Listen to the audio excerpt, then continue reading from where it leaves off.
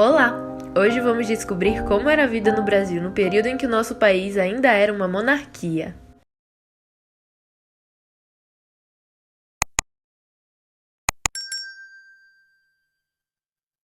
O Brasil Imperial é um período da história brasileira entre 7 de setembro de 1822, quando ocorre a independência do Brasil, e 15 de novembro de 1889, quando ocorre a proclamação da República. Esse período é tradicionalmente dividido em 3 fases: o primeiro reinado, o período regencial e o segundo reinado. Como nação independente, o Império do Brasil teve 2 monarcas, Dom Pedro I e Dom Pedro II.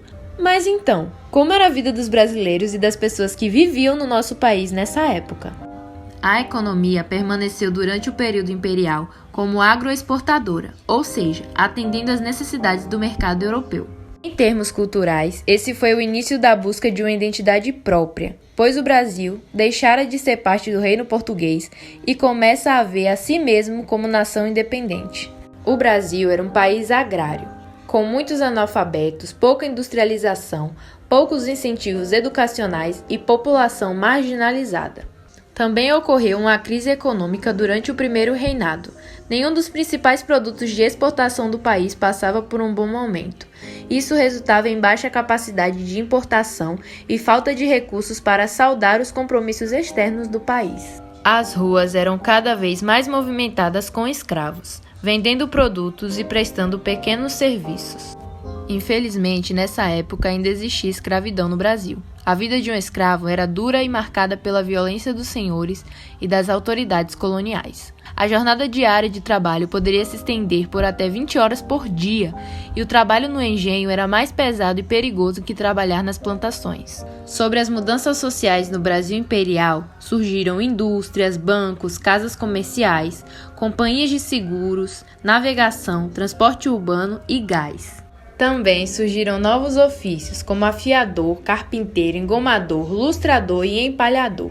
Nas cidades maiores, o comércio e os bancos se dinamizaram. As ruas eram cada vez mais movimentadas. O fornecimento de água potável se ampliou, com a construção de novas bicas. Em meados do século XIX, a água ainda não era levada até as casas. As cidades maiores tinham bicas públicas e chafarizes, onde a população ia buscar água. O que deu origem a um novo ofício, o de aguadeiro, pessoa que recolhia água para vender. As pessoas da elite se reuniam nas confeitarias e nos elegantes cafés. Também as casas de jogos se popularizaram, bem como os salões de baile, as sociedades recreativas e os restaurantes sofisticados, que ofereciam uma requintada cozinha europeia, especialmente a da França. Sobre a moda imperial, no século XIX, as mulheres da elite carioca costumavam usar vestidos de cambraia de algodão, bordados em fios de ouro e prata. Sua aparência simbolizava a posição social e a tradição. Para não destoar dos senhores e das senhoras, até mesmo os serviçais da casa usavam roupas de tecidos finos. Em São Paulo não era diferente. As mulheres paulistas, tidas como elegantes e sóbrias, usavam finos vestidos de seda. Na missa, o vestido preto era obrigatório. Chapéus, véus de seda e rendas complementavam os trajes. Nos bailes, as jovens paulistas exibiam seus vestidos desenhados em Paris. Já os homens da elite utilizavam grande quantidade de roupas de lã, vestidas por cima das peças de algodão ou linho, adotando a moda europeia, apesar das elevadas temperaturas do Rio de Janeiro.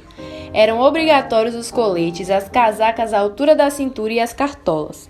A vestimenta refletia o contraste social entre os membros da elite e as pessoas pobres do povo, livres ou escravas. No século XIX, a fotografia foi um importante instrumento na documentação da época. Porém, ela seguia os mesmos padrões da pintura. Diferentemente das fotografias atuais, que são tiradas instantaneamente, as antigas dependiam de um processo de elaboração lento e eram, em geral, pousadas. Uma curiosidade interessante sobre essa época é que, trabalhando na rua, o barbeiro, além de aparar cabelo e barba, também arrancava dentes e aplicava sangrias. Sobre os esportes, o esporte era mais uma oportunidade de distinção social. O hipismo, por exemplo, ganhou muitos adeptos, mas o esporte que mais se difundiu nesse período foi o remo, praticado na cidade desde o início do século XIX.